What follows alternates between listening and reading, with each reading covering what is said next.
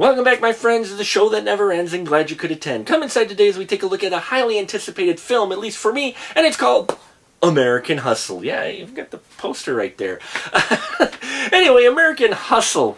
How to sum up the plot? Kind of complicated because it's a complicated script, but I'll do my best. David O. Russell, director, who also directed Silver Linings Playbook, The Fighter, as well as Three Kings, gives us the story of Irving Rosenfield. He's a con artist who's been hustling people and making his living like that, as well as doing some other shady dealings with art and such. And he's doing all right for himself. Not exactly big time, but not exactly small time either, but having a good time making money and hustling people and just staying under the radar until he meets Sidney Prosser. And Sidney Prosser suddenly ends up making him even more money, and soon he's starting to fall for Miss Sidney Prosser, which doesn't sit too well with Irving's wife, Rosalind. And he's just trying to also be a good dad with his kid who he had with Rosalind, and trying to keep Rosalind from narking him out to anybody because she's aware of what business he does. Well, when things go awry and Irving and Sidney end up getting tied up with Richie Damasio, who's an FBI agent, things start to escalate way too much for Irving, and he starts to try to weigh exactly how much is worth hustling someone. And pretty soon, though, the situation gets so dire that he's hustling not just to make money, but he's hustling to try to get his people that he loves out of this situation with everybody's necks intact. That's about the best way I could sum it up. I mean, there's more to this film, but that's kind of the basic premise. Now, it's set all in the 70s, which is kind of fun. They do great of trying to capture the 70s feel with the cars and the clothing and everything about it.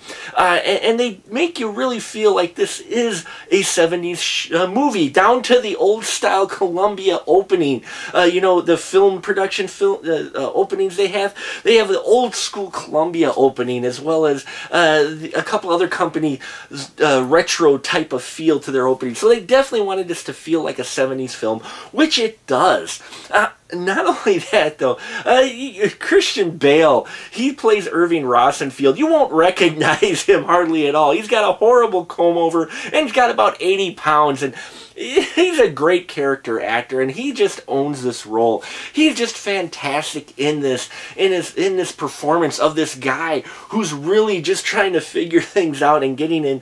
Feels like he's getting it over his head, and doesn't like when he doesn't have control of things. So, definitely enjoyed his character, who also has a softer side. So he's doing these things, but he's also got kind of a soft side to him, and he's just trying to survive. Who's also trying to survive, though, is Amy Adams' character, Sidney Prosser. Oh my God, Amy Adams.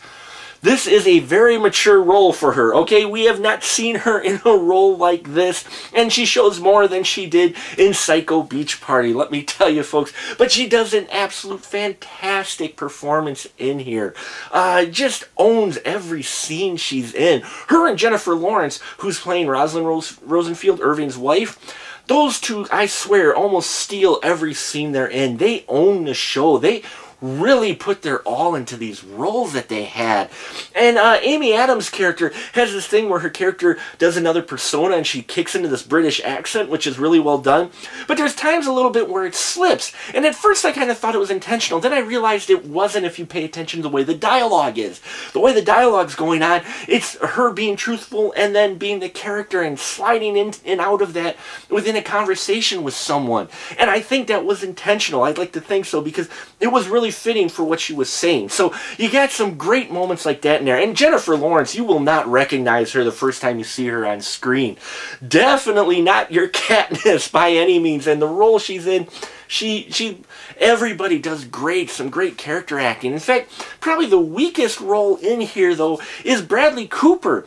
Bradley Cooper really, he gets out-acted in every scene by these other great performers. And that's not to say his performance is bad by any means. It's just compared to everybody else in the scene, his is kind of the weakest. What is also kind of weak is actually the story. Now, it does pick up at the end, but the first part where we're getting into it okay, and then it kind of tapers off a little bit, and it kind of slows down a little bit, and I'm like, okay, and then it picked back up and got really solid at the end. So it finishes strong, though you kind of got to wade through a little bit of muck and some plot holes, but in the end it finishes strong. It's definitely more of a character piece than it is the story, okay? That's what you should take away from this. Also look for Jeremy Renner playing Fantastic the politician, who's the good guy, who doesn't want to do bad things but realizes that might be his only option. And for those of you who enjoy Clue, as well as a number of other Fantastic films, look for Colleen Camp making an appearance in here in a small role.